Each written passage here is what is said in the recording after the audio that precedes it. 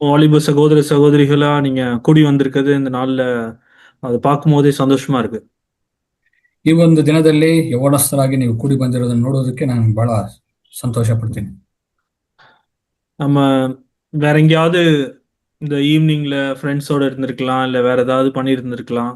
அதெல்லாம் இல்லாம நான் இன்னைக்கு மீட்டிங்ல இருப்பேன் அப்படின்னு நீங்க வந்திருக்கிறதே, அது வந்து உங்களுடைய இருதயத்துல நான் ஆண்டவரை பின்பற்றணும் அப்படின்னு இருக்கிற வாஞ்சியை காமிக்குது. ನೀವೆಲ್ಲರೂ ಇವತ್ತು ಈ ಸಾಯಂಕಾಲ ಹೊತ್ತು ನಿಮ್ಮ ಸ್ನೇಹಿತರ ಜೊತೆ ಇಲ್ಲ ಬೇರೆ ಎಲ್ಲಾದರೂ ಒಂದು ಆ, ಜಾಗದಲ್ಲಿ ಇರ್ಬೋದಿತ್ತು. ಆದರೆ ನೀವು ಅದೆಲ್ಲ ಮಾಡದೆ ಈ ಕೂಟಕ್ಕೆ ಬಂದು ಕುಳಿತಿರೋದು ದೇವರಿಗಾಗಿ ದೇವರಿಗೋಸ್ಕರ ಆ ಒಂದು ಆಸಕ್ತಿಯನ್ನು ತೋರಿಸ್ತಾ ಇದೆ. இப்ப நாம் கேட்டோம் இல்லையா, சிலுவை என் முன்னே உலகம் என் பின்னே. ஆண்டவரே, நான் ஒருபோதும் நான் பின்ன திரும்பி பார்க்க மாட்டேன். ನಾವು ಇವಾಗ ಆ ಸ್ಕಿಟ್ ಅಲ್ಲಿ ನೋಡಿದ ಹಾಗೆ ಶಿಲುಬೆ ನನ್ನ ಮುಂದೆ, ಈ ಲೋಕವು ನನ್ನ ಹಿಂದೆ ಅಂತ ಹೇಳಿ ಯಾವತ್ತೂ ನಾನು ಹಿಂತಿರುಗಿ ನೋಡುವುದಿಲ್ಲ ಎಂತ ಎಂದು ಹೇಳುವ ಒಂದು ಕಾರ್ಯವಾಗಿದೆ. எனக்காய் அந்த சிலுவையிலே மரித்தீரே இயேசுவே, நான் என்னுடைய வாழ்க்கைய அந்த சிலுவையை நோக்கி நான் ஓடுவேன். ನನಗಾಗಿ ಶಿಲುಬೆಯಲ್ಲಿ ಸತ್ತ ಯೇಸುವೆ, ಆ ಶಿಲುಬೆಯನ್ನು ನೋಡಿ ನಾನು ಹಿಂದೆ ಆ ಶಿಲುಬೆಯ ಕಡೆಗೆ ನಾನು ಓಡುವೆನು. 2 கொரிந்தியர் 5:15 வாசிக்கிறோம். 2 ಕೊರಿಂಥ್ಯ 15 5:15 5ನೇ ಅಧ್ಯಾಯ 15ನೇ ವಚನ. உயிரோடு இருக்கிற நாம், அதாவது பிழைத்திருக்கிறவர்கள், உயிரோடு இருக்கிற நாம் இனி நமக்கென்று ஜீவிக்காமல் பிழைக்காமல் நமக்காய் மரித்து எழுந்த இயேசுக்காய் நாம் பிழைக்கும்படி அவர் எல்லாருக்காகவும் மரித்தார் என்று நிதானிக்கிறோம். 2 ಕೊರಿಂಥ್ಯ 5:15 ಜೀವವುಳ್ಳವರು ಇನ್ನು ಮೇಲೆ ತಮಗಾಗಿ ಜೀವಿಸದೆ ತಮಗೋಸ್ಕರ ಸತ್ತು ಎದ್ದು ಬಂದಾತನಿಗಾಗಿ ಜೀವಿಸಬೇಕೆಂತಲೇ ಆತನು ಎಲ್ಲರಿಗೋಸ್ಕರ ಸತ್ತನು. அங்க உட்கார்ந்து இருக்கிறதுல யார் யார் இப்ப உயிரோட இருக்கா? ಇಲ್ಲಿ ನೀವೆಲ್ಲ ಕುಳಿತಿದ್ದೀರಾ, ಅಲ್ಲಿ ಅಷ್ಟೊಂದು ಮಂದಿ. ಅಲ್ಲಿ ಕುಳಿತಿರೋರ ಮಧ್ಯದಲ್ಲಿ ಎಷ್ಟು ಜನ ನೀವು ಜೀವಂತವಾಗಿದ್ದೀರಾ? எல்லாருக்கும் ஜீவன் இருக்கு. ನಾವೆಲ್ಲರಿಗೂ ಜೀವಂತ ಇದೆ. அந்த ஜீவன், அந்த உயிர், அந்த வாழ்க்கை நம்ம எதுக்காக இருக்கு அப்படின்னு இந்த வசனம் சொல்லுது. ಈ ವಾಕ್ಯ ನಾವು ಜೀವಿಸುವ ಈ ಜೀವನ ಯಾವ್ದಕ್ಕಾಗಿದೆ ಅಂತ ಹೇಳ್ತಾ ಇದೆ? எனக்காய் சிலுவையில மரித்த இயேசுவுக்காய். ನನಗಾಗಿ ಶಿಲುಬೆಯಲ್ಲಿ ಸತ್ತ ಯೇಸುಗಾಗಿ ಜೀವಿಸಬೇಕಂತ. அப்படி சொல்ல முடியுமா என்னுடைய வாழ்க்கையில? ಹಾಗೆ ನನ್ನ ಜೀವಿತದಲ್ಲಿ ನಾನು ಹೇಳಕ್ಕೆ ಸಾಧ್ಯನಾ? நான் ஏன் உயிரோடு இருக்கேன்? ನಾನು ಯಾತಕ್ಕೆ ಜೀವಂತವಾಗಿದ್ದೀನಿ?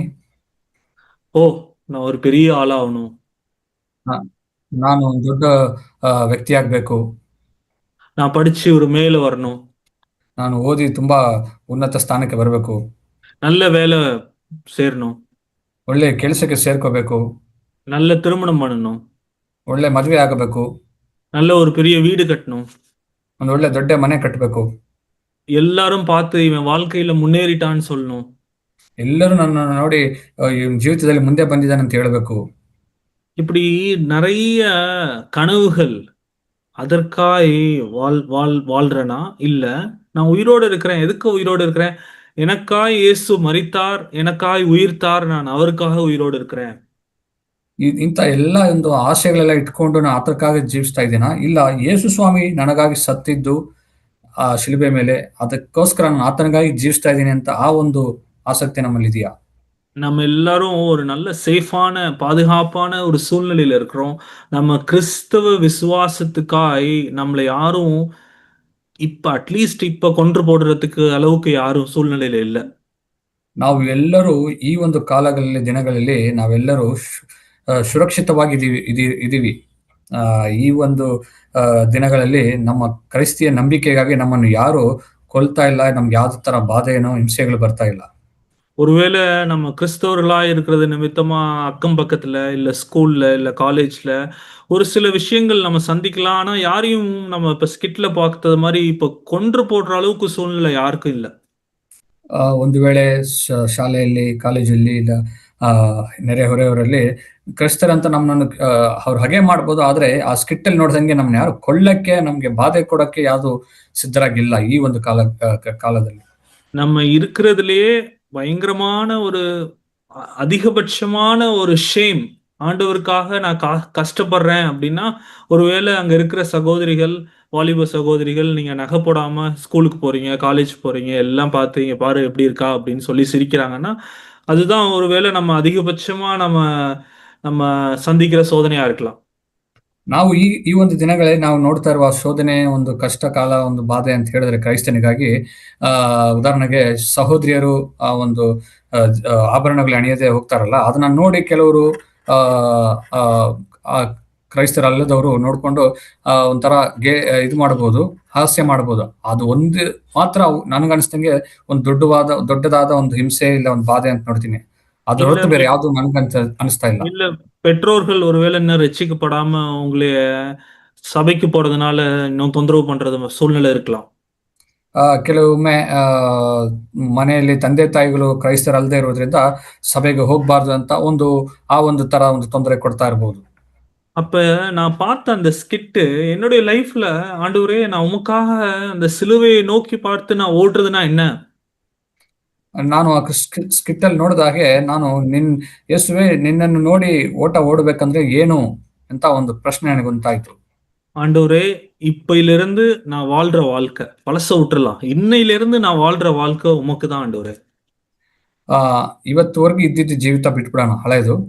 ಇವತ್ತಿನಿಂದ ಯೇಸುವೆ ನಾನು ನಿನಗಾಗಿ ಜೀವಿಸಬೇಕಂತ ಇಷ್ಟಪಡ್ತೀನಿ.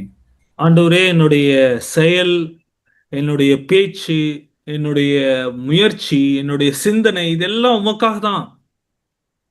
ಕರ್ತನೆ, ನನ್ನ ಮಾತು, ನಾನು ಮಾಡುವ ಎಲ್ಲ ಒಂದು ಕಾರ್ಯಗಳು, ನನ್ನ ಜೀವಿತ ಎಲ್ಲನೂ ನಿನಗೋಸ್ಕರ.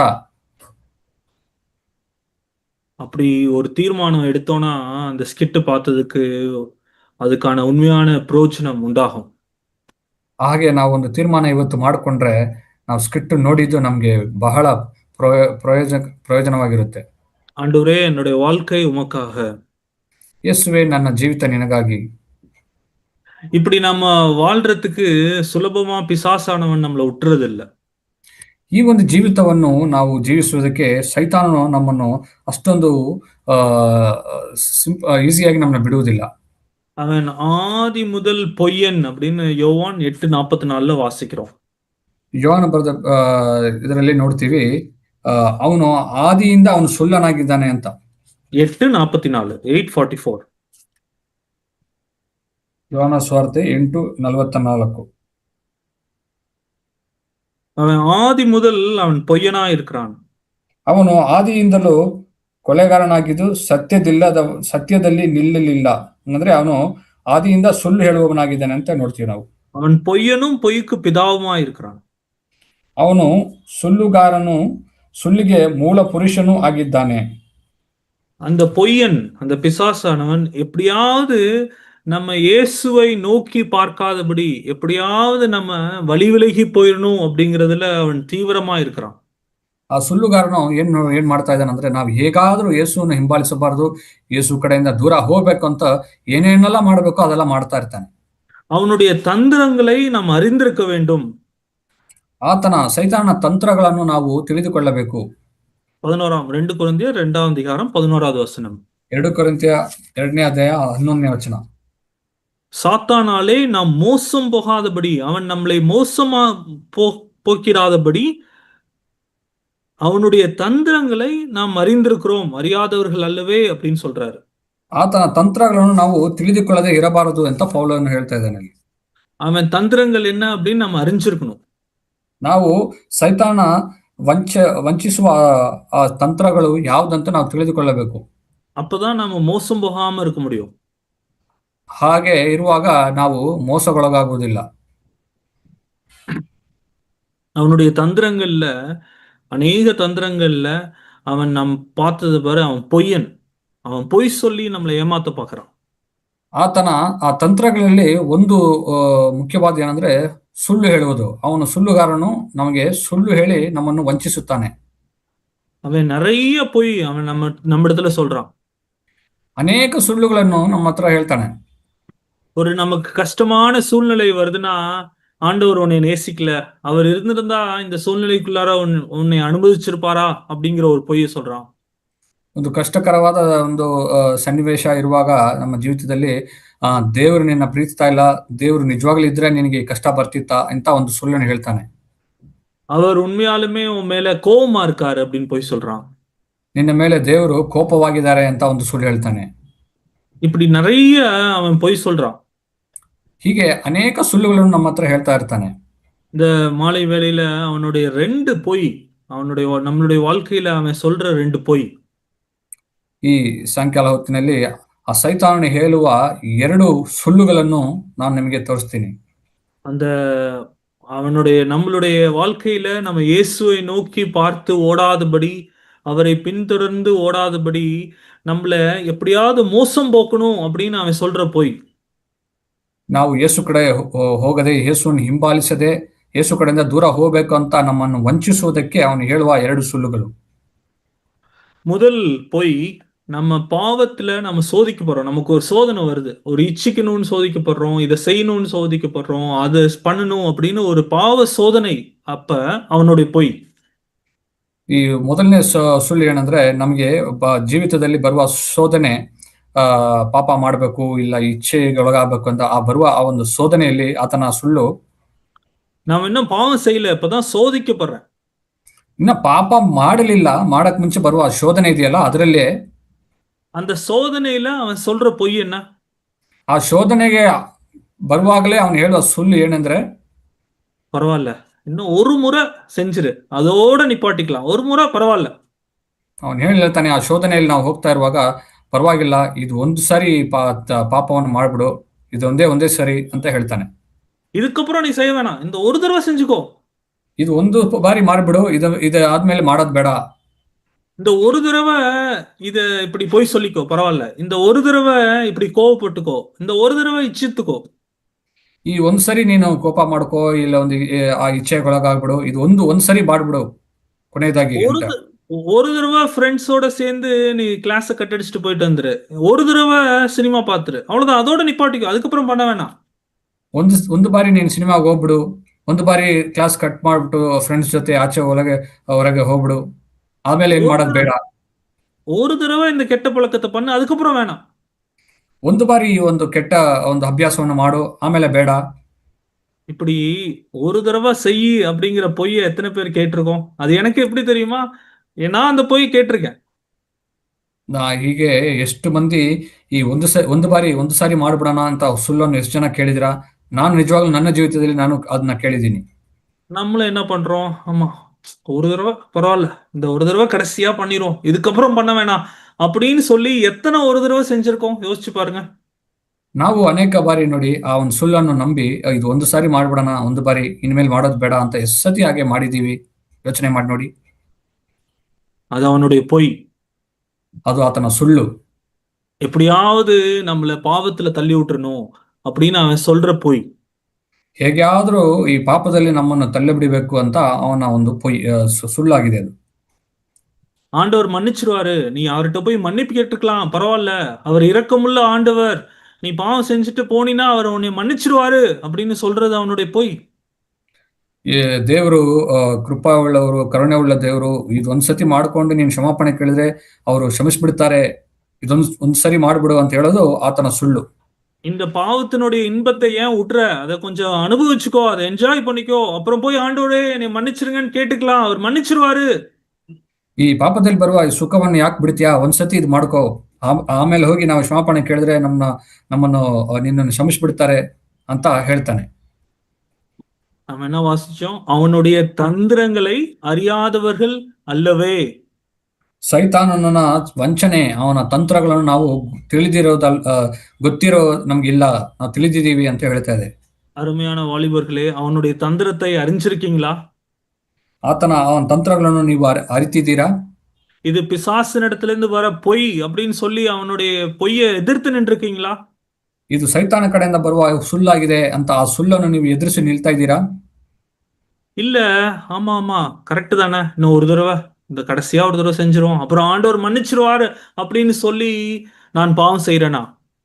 ಇಲ್ಲ, ಇದು ಒಂದ್ಸತಿ ಮಾಡ್ಕೊಂಡ್ಬಿಡೋಣ, ದೇವ್ರು ಆಮೇಲೆ ನನ್ನನ್ನು ಕ್ಷಮಿಸ್ತಾರೆ ಅಂತ ಅನ್ಕೊಂಡು ಆ ಪಾಪದಲ್ಲಿ ನಾವು ಬೀಳ್ತಾ ಇದೀವಾ? நாம் ஜாக்கிரதையா இருக்கணும். அவனுடைய பொய்யை நாம் அறிஞ்சிருக்கணும். அவனுடைய பொய்க்கு நான் எதிர்த்து நிக்கணும். ನಾನು ಸೈತಾನ ಆ ಸುಳ್ಳನ್ನು ನಾವು ಎದುರಿಸಿ ನಿಲ್ಲಬೇಕು. ಆ ಸುಳ್ಳನ್ನು ನಂಬಬಾರದು. ನಾವು ಜಾಗೃತವಾಗಿರ್ಬೇಕು. இதுல இந்த பிரச்சனை என்னன்னா, அவனுடைய பொய்யை கேட்டு கேட்டு கேட்டு கேட்டு பல வருஷம், ஒரு தடவை இல்ல, அது பல வருஷமா ஒரு தடவை ஒரு தடவை ஒரு தடவை ஒரு தடவைன்னு சொல்லி அதே பாவத்தை செய்கிறவர்கள் இன்னமும் உண்டு. ಇಲ್ಲಿ ಸಮಸ್ಯೆ ಏನಾಗಿದೆ ಅಂದ್ರೆ ಈ ಈತನ ಈ ಒಂದು ಸುಳ್ಳನ್ನು ಆ ನಂಬಿಟ್ಟು ಅನೇಕ ವರ್ಷಗಳಿಂದ ಆ ಪಾಪವನ್ನು ಮಾಡ್ಕೊಂಡು, ಇದೊಂದು ಲಾಸ್ಟ್ ಟೈಮ್, ಇದೊಂದು ಕೊನೆ ಸಾರಿ ನಾನು ಮಾಡ್ಕೋತೀನಿ ಅಂತ ಹೇಳ್ಕೊಂಡು ಹೇಳ್ಕೊಂಡು ಅನೇಕರು ನಮ್ಮ ಮಧ್ಯದಲ್ಲಿ ಅನೇಕ ವರ್ಷಗಳಿಂದ ಆ ಪಾಪದಲ್ಲಿ ಜೀವಿಸ್ತಾ ಇದ್ದಾರೆ. பல தடவை ஞாயிற்றுக்கிழமையில ஆண்டவரே நீ செய்ய மாட்டேன்னு தீர்மானம் எடுத்துட்டு உலகத்துக்குள்ள போனோனே அவனுடைய பொய்யை கேட்டு இன்னும் ஒரு முறை செஞ்சுட்டு நிப்பாட்டிடுவோன்னு சொல்லி மறுபடியும் அதே பாவத்தை செஞ்சு ஆண்டவரிடத்துல மன்னிப்புக்காய் வருகிறவர்கள் உண்டு. ಅನೇಕ ಭಾನುವಾರಗಳು ಕೂಟದಲ್ಲಿ ಸತ್ಯ ವೇದವನ್ನು ಕೇಳ್ಕೊಂಡು ಅನೇಕ ಬಾರಿ ನಾವು ಅದನ್ನ ಇದು ಮಾಡಿಕೊಂಡು ಇಲ್ಲ ಇದೊಂದ್ ಸತಿ ನಾನು ಮಾಡ್ಕೋತೀನಿ ಅಂತ ಆ ಸುಳ್ಳನ್ನು ನಂಬ್ಕೊಂಡು ಎಷ್ಟೋ ಜನರು ತಮ್ಮ ಜೀವನದಲ್ಲಿ ಹಾಗೇನೆ ಇದ್ದಾರೆ. ಪಾಪದಲ್ಲಿ ಸೋತೋಗಿದ್ದಾರೆ. அவனுடைய பொய்யை எதிர்த்து நிற்போம். ಆತನ ಸುಳ್ಳಿಗೆ ನಾವು ಎದುರಿದು ನಿಲ್ಲಬೇಕು. அவனுடைய பொய்க்கு நாம் செவி சாய்க்க வேணாம். ಆತನ ಸುಳ್ಳಿಗೆ ನಾವು ಕಿವಿ ಕೊಡಬಾರದು. 1 யோவான் 2ஆம் அதிகாரம் 1ஆம் வசனம். 1 ಯೋಹಾನ ಬರೆದ ಪತ್ರಿಕೆ நீங்கள் பாவம் செய்யாதபடி இவைகளை உங்களுக்கு எழுதுகிறேன். 1 ಯೋಹಾನ 2:1 ನನ್ನ ಪ್ರಿಯರಾದ ಮಕ್ಕಳೇ, ನೀವು ಪಾಪ ಮಾಡದಂತೆ ಈ ಮಾತುಗಳನ್ನು ನಿಮಗೆ ಬರೆಯುತ್ತೇನೆ. நமக்கு எழுதப்பட்ட எல்லா வேத வாக்கியங்களும் எதுக்காக? இனி பாவம் செய்யாதபடி வாழ்வதற்காய். ನಮಗೆ ಬರೆಯಲ್ಪಟ್ಟಿರುವ ಈ ವೇದ ವಾಕ್ಯವು ಯಾಕೆಂದ್ರೆ ನಾವು ಇನ್ನು ಮುಂದೆ ಪಾಪ ಮಾಡಬಾರದೆಂದು. ஒருவன் பாவம் செய்வானானால், சப்போஸ் ஒருத்தன் பாவம் செஞ்சுட்டானா, ಒಬ್ಬನು ಇವಾಗ ಪಾಪ ಮಾಡ್ಬಿಟ್ಟಿದ್ದಾನೆ, ಯಾರಾದ್ರೂ ಪಾಪ ಮಾಡಿದ್ರೆ, நீதிபரராகிய இயேசு கிறிஸ்து நமக்காக பிதாவினிடத்தில் பரிந்து பேசுகிறவராய் இருக்கிறார். ನೀತಿವಂತನಾಗಿರುವ ನಮ್ಮ ಯೇಸು ಸ್ವಾಮಿ ತಂದೆಯ ಮುಂದೆ ನಮಗಾಗಿ ಕ್ಷಮಾಪಣೆಗಾಗಿ ಮಾತಾಡ್ತಾ ಇದ್ದಾರೆ. நம்மளுடைய பாவங்களை சுத்திகரிக்கிற, நிவர்த்தி செய்கிற கிருபாதார பலி அவரே. ಆತನು ನಮ್ಮ ಪಾಪಗಳನ್ನು ನಿವಾರಿಸುವ ಆ ಒಂದು ಕೃಪೆಯಾಗಿದ್ದಾರೆ. இந்த வசனம் என்ன சொல்லுது? சப்போஸ் பாவம் செஞ்சுட்டேன்னா ஆண்டவரத்துல போய் நீ மன்னிப்பு பெற்றுக்கொள்ளலாம். ಈ ವಾಕ್ಯ ಏನ್ ಹೇಳ್ತಾ ಇದೆ? ನಾನು ಪಾಪ ಮಾಡಿದ್ರೆ ನಾನು ದೇವರ ಕಡೆ ಹೋಗಿ ನಾನು ಪಾಪವನ್ನು ಕ್ಷಮಾಪಣೆ ಹೊಂದ್ಕೋಬಹುದು ಅಂತ ಅಲ್ಲಿ ನೋಡ್ತಾ ಇದೀವಿ. நான் ஆண்டவருக்காய் வாழணும்னு முயற்சிக்கிறேன், தவறி நான் பாவம் செஞ்சுட்டேன், ஆண்டவரத்துல போய் ஆண்டவரத்துல மன்னிப்பு பெற்றுக்கொள்ளலாம். ನಾನು ದೇವರಿಗಾಗಿ ಜೀವಿಸಬೇಕು ಅಂತ ತೀರ್ಮಾನ ತಗೊಂಡಿದ್ದೀನಿ, ಆದ್ರೂ ಪಾಪದಲ್ಲಿ ಬೀಳ್ತಾ ಇದ್ದೀನಿ, ಪಾಪ ಮಾಡ್ಬಿಟ್ಟಿದ್ದೀನಿ. ದೇವ್ರ ಕಡೆ ಹೋಗಿ ನಾನು ಆ ಕ್ಷಮಾಪಣೆಯನ್ನು ನಾನು ಹೊಂದ್ಕೋಬಹುದು. 1 யோவான் 3:8 படிங்களேன். 1 ಯೋಹಾನ 3ನೇ ಅಧ್ಯಾಯ 8ನೇ ವಚನ ಓದಿ. பாவம் செய்கிறவன் பிசாசினால் உண்டாயிருக்கிறான். ಪಾಪ ಮಾಡುವವನು ಸೈತಾನನಿಂದ ಹುಟ್ಟಿದವನಾಗಿದ್ದಾನೆ. இது கொஞ்சம் குழப்பமா இருக்கா? ಇದು ನಿಮಗೆ ಸ್ವಲ್ಪ ನಿಮಗೆ ಇಲ್ಲಿ ಅರ್ಥ ಆಗ್ತಾ ಇಲ್ವಾ ನಿಮಗೆ ಇಲ್ಲಿ? 1 யோவான் 2:1 என்ன வாசிச்சோம்? ஒருவன் பாவம் செஞ்சுட்டானா பிதாவினிடத்துல போய் மன்னிப்பு பெற்றுக்கொள்ளலாம். ಅಲ್ಲಿ 1 ಯೋಹಾನ 2:1 ಏನ್ ನೋಡಿದೆ? ಯಾರಾದ್ರೂ ಪಾಪ ಮಾಡಿದ್ರೆ ದೇವರ ತಂದೆಯ ಬಳಿಗೆ ಹೋಗಿ ಕ್ಷಮಾಪಣೆ ಹೊಂದಬಹುದು. 3:8 என்ன சொல்லுது? ಈ 3ನೇ ಅಧ್ಯಾಯ 8ನೇ ವಚನ ಏನ್ ಹೇಳ್ತಾ ಇದೆ? பாவம் செய்கிறவன் பிசாசினால் உண்டாயிருக்கிறான். ಪಾಪ ಮಾಡುವವನು ಸೈತಾನನಿಂದ ಹುಟ್ಟಿದಾನೆ ಅಂತ ನಾವು ನೋಡ್ತಾ ಇದೀವಿ. ஐயோ, அப்ப நான் பாவம் செய்யறேன்னா நான் பிசாசினால் உண்டாயிருக்கிறேனா இல்ல ஆண்டவரத்துல போய் மன்னிப்பு பெற்றுக்கொள்ள முடியுமா? ಇವಾಗ ನಾನು ಪಾಪ ಮಾಡಿದ್ರೆ ನಾನು ಸೈತಾನನಿಂದ ಹುಟ್ಟಲ್ಪಟ್ಟಿದ್ದೀನಿ ಅಂದ್ರೆ ಹೇಗೆ ನಾನು ದೇವರ ಕಡೆ ಹೋಗಿ ನಾನು ಕ್ಷಮಾಪಣೆ ಹೊಂದ್ಕೊಳ್ಳೋದು? தமிழ்ல ரெண்டுமே பாவம் செய்வானானால் அப்படின்னு சொல்லியிருக்கு. ஒருவன் பாவம் செய்வானானால் பாவம் செய்கிறவன் அப்படின்னு சொல்லி ரெண்டுமே ஒன்னாதான் இருக்கு. ஆனா இங்கிலீஷ் பைபிள்ல வாசிச்சு பாத்தீங்கன்னா 1 யோவான் 2:1 எப்படி இருக்குன்னா, இஃப் எனிஒன் சின்ஸ், ஒருத்தன் பாவம் செய்வானானால். ஆனா 1 யோவான் 3:8 எப்படி போட்டிருக்குன்னா, இஃப் எனிஒன் பிராக்டிசஸ் சின், ஒருவன் பாவத்தை பயிற்சி பண்ணுவானானால். ಇಲ್ಲಿ ತಮಿಳಲ್ಲಿ 1 ಯೋಹಾನ 2:1 ಮತ್ತೆ 3:8 ಪಾಪ ಮಾಡುವವನು ಅಂತ ಇದೆ. ಕನ್ನಡದಲ್ಲೂ ಅದೇ ತರ ಇದೆ, ಪಾಪ ಮಾಡುವವನು. ಆದ್ರೆ ಇಂಗ್ಲಿಷ್ ಬೈಬಲ್ ಹೇಳ್ತಾ ಇದೆ ಪಾಪದಲ್ಲಿ ಇರುವವನು, ಅದನ್ನ ಅವನು ಸತತವಾಗಿ ಮಾಡುವವನು ಅಂತ ಇಂಗ್ಲಿಷ್ ಬೈಬಲ್ ಹೇಳ್ತಾ ಇದೆ. இப்ப டிஃபரன்ஸ் புரியுதா ரெண்டுத்துக்கும்? ಈ ಎರಡಕ್ಕೂ ನಿಮ್ಗೆ ಅರ್ಥ ಗೊತ್ತಾಗ್ತಾ ಇದೆಯಾ? ஒருத்தன் பாவம் செய்யறதுக்கும் ஒருத்தன் பாவத்தை பிராக்டிஸ் பண்றதுக்கும் வித்தியாசம் இருக்கு. ವ್ಯತ್ಯಾಸವಿದೆ. ಪಾಪ ಮಾಡುವುದಕ್ಕೂ ಆ ಪಾಪವನ್ನು ಅಭ್ಯಾಸ ಮಾಡುವುದು, ಅದನ್ನ ಸತತವಾಗಿ ಅದನ್ನೇ ಪದೇ ಪದೇ ಮಾಡ್ತಾ ಇರುವುದಕ್ಕೂ ವ್ಯತ್ಯಾಸವಿದೆ. இப்ப பிராக்டிஸ் அப்படிங்கிற வார்த்தையை நம்ம எப்படி யூஸ் பண்ணுவோம்? ಈ ಅಭ್ಯಾಸ ಅಂತ ಹೇಳ್ತೀವಲ್ಲ, ಪ್ರಾಕ್ಟೀಸ್ ಅಂತ, நம்ம எதுக்கு யூஸ் பண்ணுவோம்?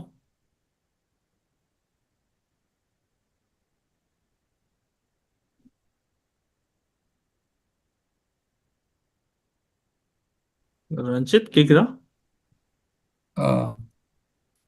I can hear. இப்ப பிராக்டிஸ்ங்கிற வார்த்தையை எதுக்கு யூஸ் பண்ணுவோம்? ಈ ಅಭ್ಯಾಸ ಮಾಡುವುದನ್ನ ಆ ಒಂದು ಪ್ರಾಕ್ಟೀಸ್ ಅಂತ ಹೇಳ್ತೀವಲ್ಲ, ಅದನ್ನ ಹೇಗೆ ನಾವು ಬಳಸ್ತೀವಿ? யோசிச்சு பாருங்க. நம்ம கிரிக்கெட் பிராக்டிஸ் பண்றேன் அப்படிமோ, ಈ ಕ್ರಿಕೆಟ್ ಪ್ರಾಕ್ಟೀಸ್ ಮಾಡ್ತಾರೆ, ಅಭ್ಯಾಸ ಮಾಡ್ತಾ ಇದ್ದಾರೆ ಅಂತ ಹೇಳ್ತೀವಲ್ಲ. இல்ல ஒரு ಸ್ಪೋರ್ಟ್ಸ್னா அதை பிராக்டிஸ் பண்றேன் அப்படின்னு சொல்லுவோம். ಒಂದು ಸ್ಪೋರ್ಟ್ಸ್ ಕ್ರೀಡಾಂಗಣ ಅಂತ ಹೇಳ್ತೀವಲ್ಲ, ಅದು ಅದನ್ನ ಪ್ರಾಕ್ಟೀಸ್ ಮಾಡ್ತಾರೆ, ಇಲ್ಲ ಒಂದು ಅದನ್ನ ಅಭ್ಯಾಸ ಮಾಡ್ತಾ ಇದ್ದಾರೆ ಅಂತ ಹೇಳ್ತೀವಲ್ಲ. கணக்கு பாடத்தை பிராக்டிஸ் பண்றேன்னு சொல்லுவோம்.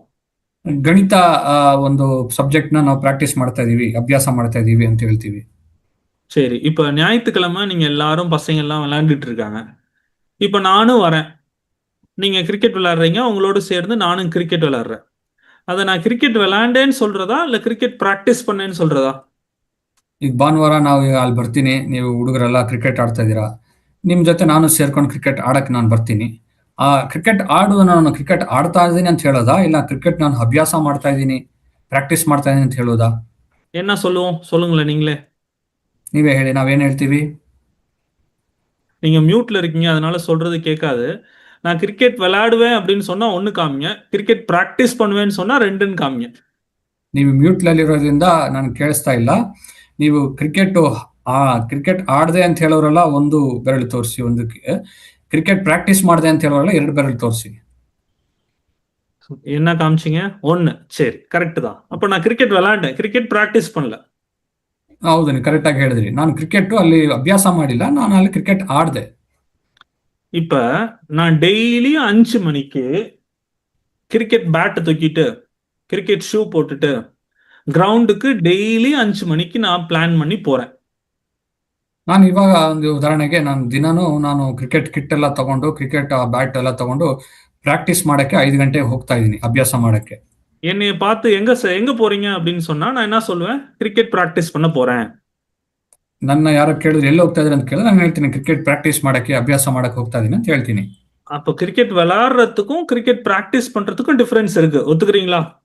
ನೋಡಿದ್ರಾ, ನೀವು ಕ್ರಿಕೆಟ್ ಆಡೋದಕ್ಕೂ ಕ್ರಿಕೆಟ್ ಪ್ರಾಕ್ಟೀಸ್ ಮಾಡೋದಕ್ಕೂ ವ್ಯತ್ಯಾಸವಿದೆ, ನೀವೆಲ್ಲ ಒಪ್ಕೋತೀರಾ? அப்ப நீங்க பாவம் செய்றீங்களா, பாவத்தை பிராக்டிஸ் பண்றீங்களா? ಇವಾಗ ಪ್ರಶ್ನೆ ಏನಂದ್ರೆ, ನೀವು ಪಾಪ ಮಾಡ್ತಿದ್ದೀರಾ, ಪಾಪವನ್ನು ಅಭ್ಯಾಸ ಮಾಡ್ತಾ ಇದ್ದೀರಾ, ಪ್ರಾಕ್ಟೀಸ್ ಮಾಡ್ತಾ ಇದ್ದೀರಾ? பாவம் செய்யறவனுக்கு என்ன உண்டு? மன்னிப்பு உண்டு. ஆண்டவரிடத்துல போய் மன்னிப்பு பெற்றுக்கொள்ளலாம்.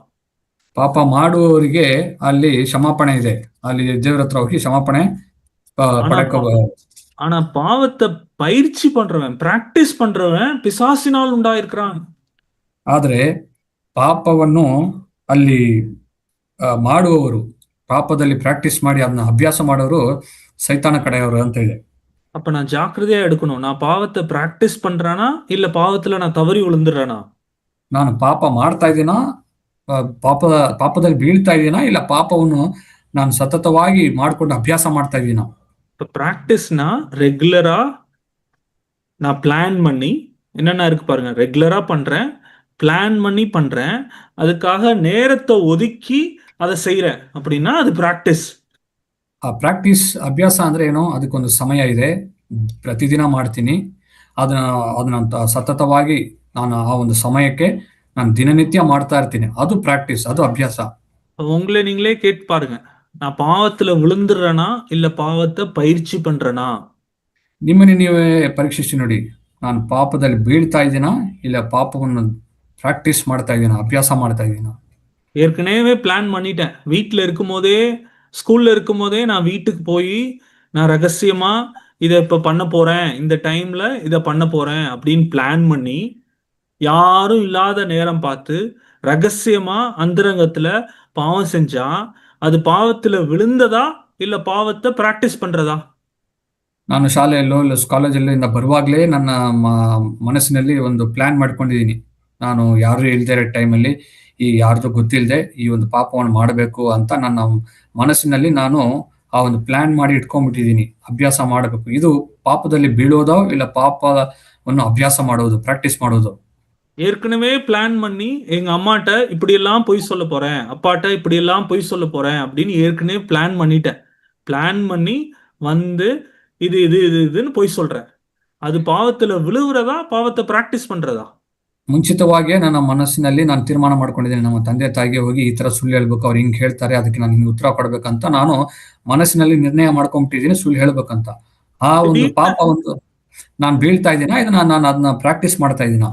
திடீர்னு சூழ்நிலையில ஏதோ கேட்டாங்க, நான் பொய் சொல்லிட்டேன். அதுக்கும் ஏற்கனவே பிளான் பண்ணி இப்படி கேட்டா இப்படி சொல்லணும், அப்படி கேட்டா இப்படி சொல்லணும்னு பிளான் பண்ணி வந்து பொய் சொல்றேன். அது பயிற்சி பண்றேன், அது பிராக்டிசிங்.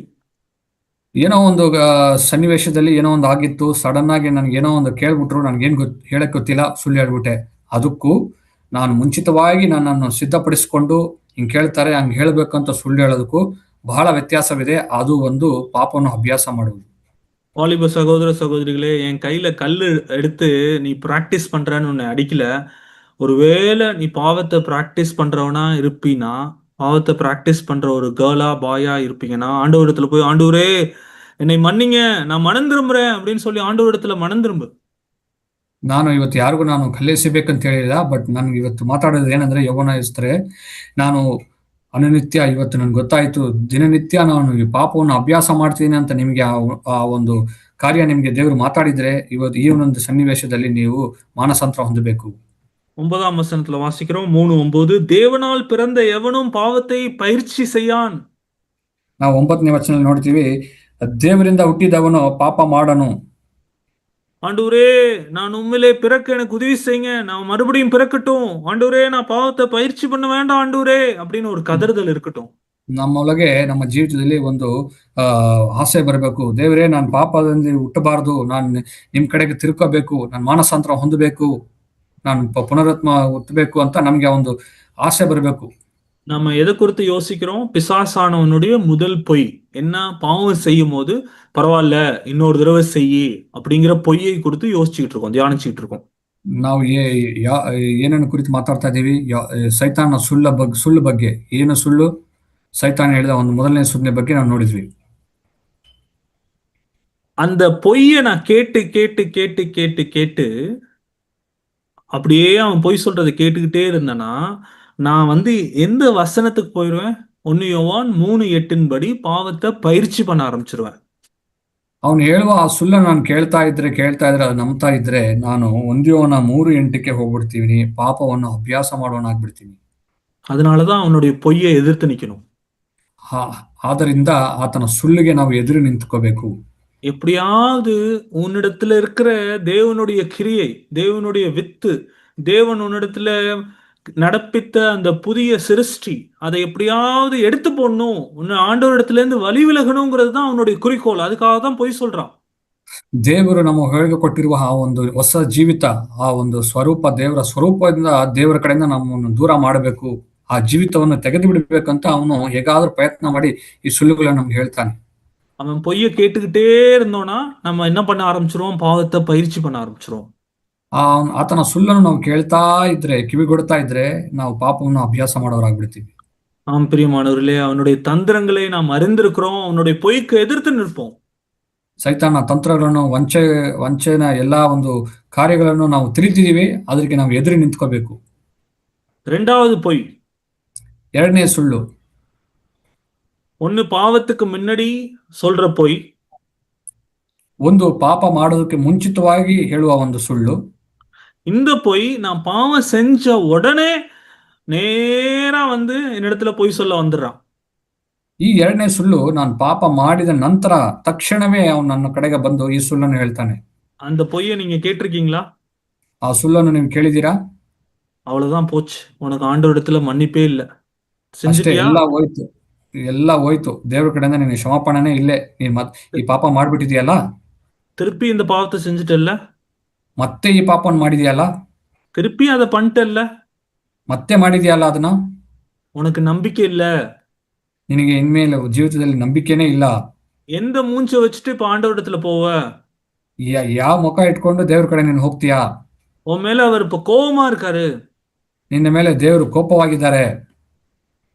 அந்த பொய்ய கேட்டுட்டு நம்மளும் என்ன பண்றோம்? ஆமால்ல, திருப்பி விழுந்துட்டேன். அவ்வளவுதான், முடிஞ்சிருச்சு. எனக்கு மன்னிப்பு ஆண்டவர் குடுக்க மாட்டாரு. எனக்கு நம்பிக்கை இல்ல அப்படின்னு சோர்ந்து போய் நம்மள நாமளே ஆக்கினை தீர்த்துக் கொண்டு உட்கார்ந்து கொண்டிருக்கிறோம்.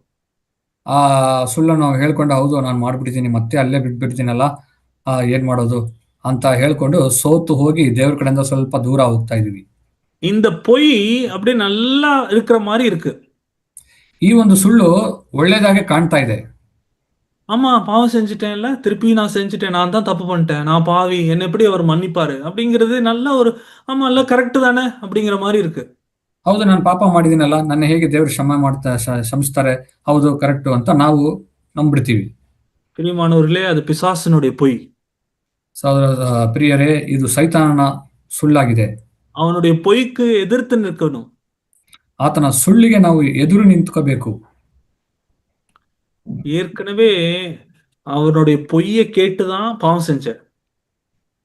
ಮೊದಲದಾಗಿ ನಾನು ಆತನ ಸುಳ್ಳನ್ನು ಕೇಳಿನೇ ನಾನು ಈ ಪಾಪ ಮಾಡಿದೆ. இப்ப திருப்பி அவனுடைய பொய்ய கேட்டுட்டு ஆண்டவர்கிட்ட மன்னிப்பு பெற்றதுக்கு போகாம உட்கார்ந்திருக்கேன்.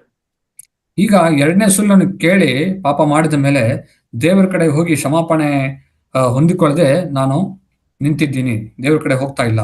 நான் பாவம் ஞாயிற்றுக்கிழமை திங்கட்கிழமை செஞ்சுட்டேன்னா அடுத்த ஞாயிற்றுக்கிழமை சபை கூட்டம் வர வரைக்கும் ஆண்டவருடைய வார்த்தையை கேட்டு நம்பிக்கை வர வரைக்கும் அப்படியே ஆண்டவரிடத்திலிருந்து வழிவிலகி உட்கார்ந்திருக்கேன். ನಾನು ಸೋಮವಾರ ಪಾಪ ಮಾಡಿದ್ರೆ ಇರ್ಬೋದು, ಆ ವಾರದಲ್ಲಿ ನಾನು ಆ ವಾರದಲ್ಲಿ ನಾನು ದೇವ್ರ ಕಡೆ ಬರದೆ ಆ ಬರುವ ಭಾನುವಾರವರೆಗೂ ನಾನು ಕಾಯ್ತಾ ಇದ್ದೀನಿ. ದೇವ್ರ ಕಡೆಯಿಂದ ನಾನು ದೂರ ಹೋಗ್ತಾನೆ ಇದ್ದೀನಿ.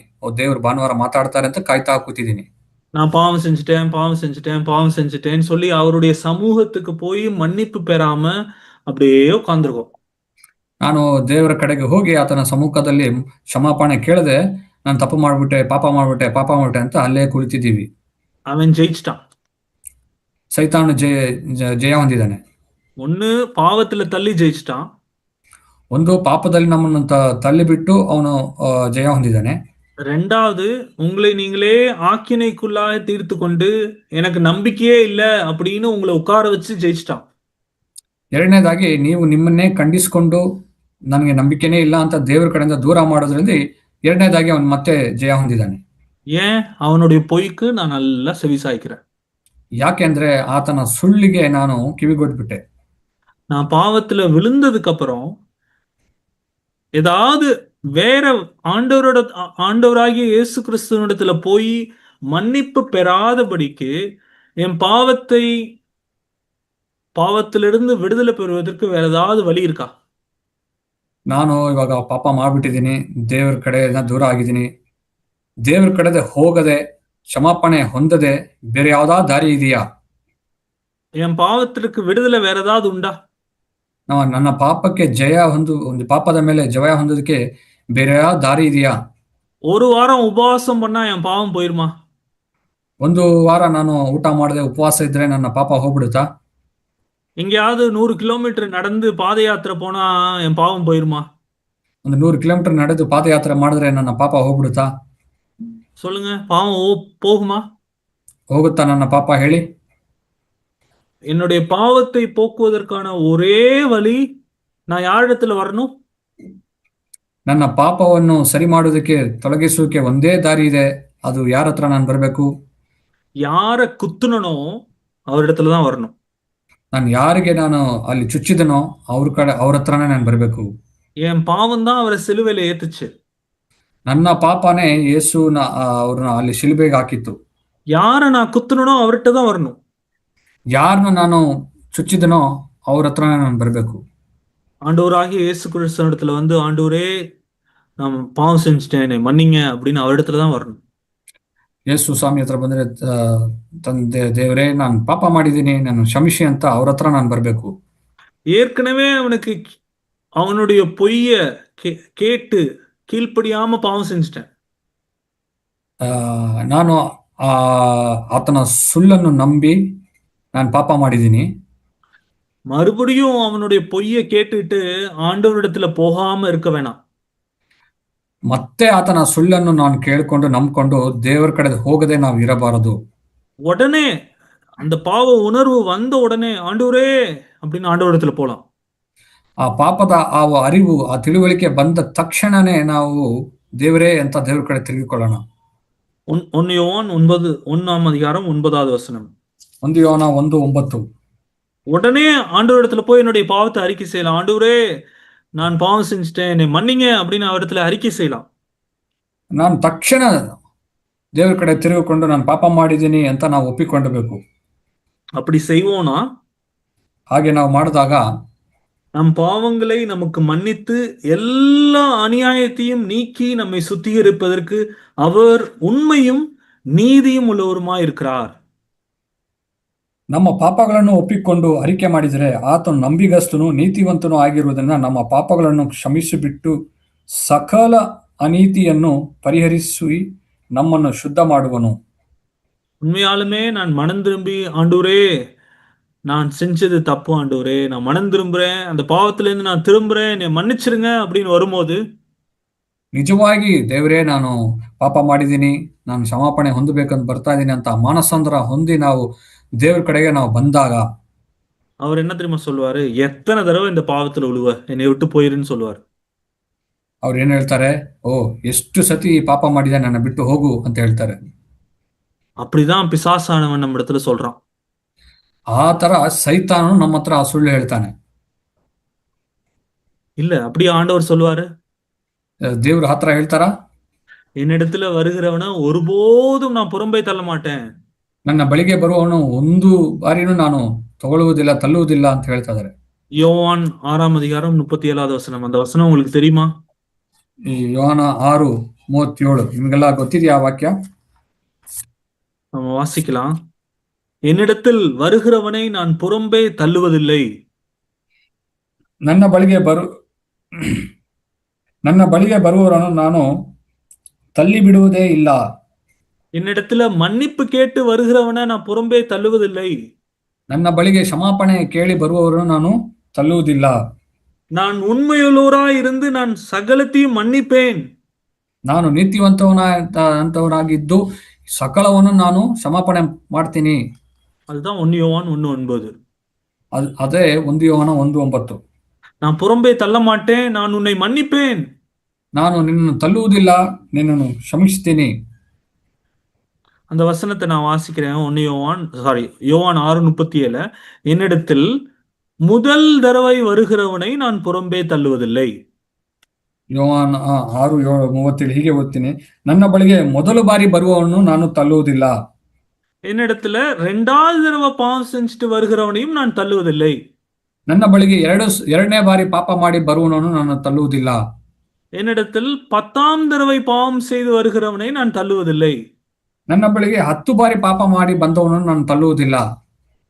அப்படி ஏதாவது இருக்கா அந்த வசனத்துல? ಆತರ ಏನಾದ ಬರ್ದಿದ್ಯಾ? இருக்கா? ಹಂಗ್ ಬರ್ದಿದ್ಯಾ? என்னிடத்துல 100 தடவை பாவம் செய்து வருகிறவனை தள்ளுவதில்லை, அதுக்கப்புறம் வந்தா தள்ளிடுவேன். ನನ್ನ ಬಳಿಗೆ 100 ಬಾರಿ ಪಾಪ ಮಾಡಿ ಬಂದವನನ್ನು ನಾನು ತಳ್ಳುವುದಿಲ್ಲ, ಅದಕ್ಕೆ ಮೇಲೆ ಮಾಡಿ ಬಂದವರೇ ನಾನು ತಳ್ಬಿಡ್ತೀನಿ ಅಂತ ಬರ್ದಿದ್ಯಾ? அப்படிதான் இருக்கா? ಹಾಗೆ ಬರ್ದಿದ್ಯಾ ಆತರ? இல்ல. என்னிடத்துல வருகிறவனை அவன் முதல் தடவை பாவம் செஞ்சுட்டு வந்தாலும் சரி, 10வது தடவை பாவம் செஞ்சுட்டு வந்தாலும் சரி, 100வது தடவை பாவம் செஞ்சுட்டு வந்தாலும் சரி, நான் தள்ளுவதில்லை.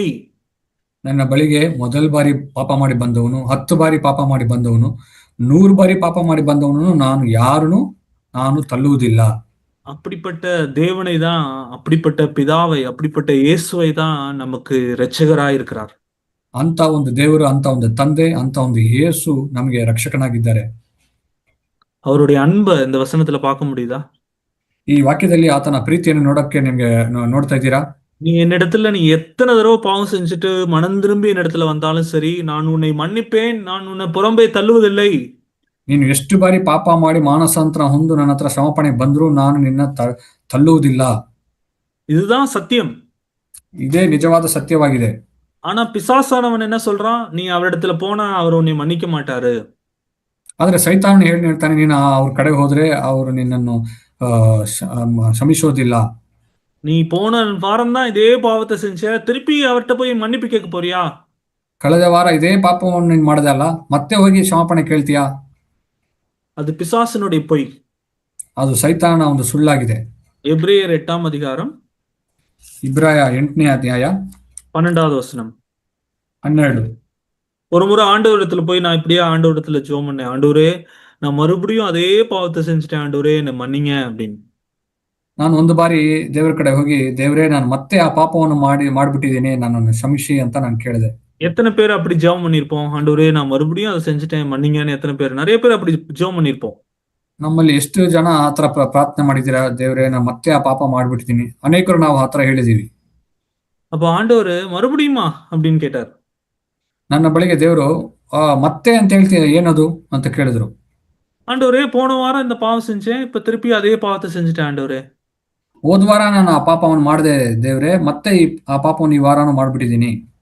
அப்ப ஆண்டவர் இந்த வசனத்தை காமிச்சாரு. போன வாரம் நீ மனம் திரும்பி என்னிடத்துல வந்து மன்னிப்பு கேட்டல்ல, ಅವಾಗ ದೇವರು ನನಗೆ ಈ ವಾಕ್ಯವನ್ನು ತೋರಿಸಿದ್ರು. ಹೋದ ವಾರ ನೀನು ಪಾಪ ಮಾಡಿ ಮಾನಸಾಂತರ ಹೊಂದು ನೀನು ಕ್ಷಮಾಪಣೆ ಕೇಳಿದೆ ಅಲ್ವಾ? அப்ப என்ன நடந்துச்சுன்னா, ಆಗ ನೀನು ಆತರ ಕ್ಷಮಾಪಣೆ ಕೇಳಿದಾಗ ಏನ್ ನಡೆಯಿತು ಗೊತ್ತಾ? நான் அவர்கள் அநியாயங்களை, அவர்கள் பாவங்களை கிருபையாய் மன்னித்து,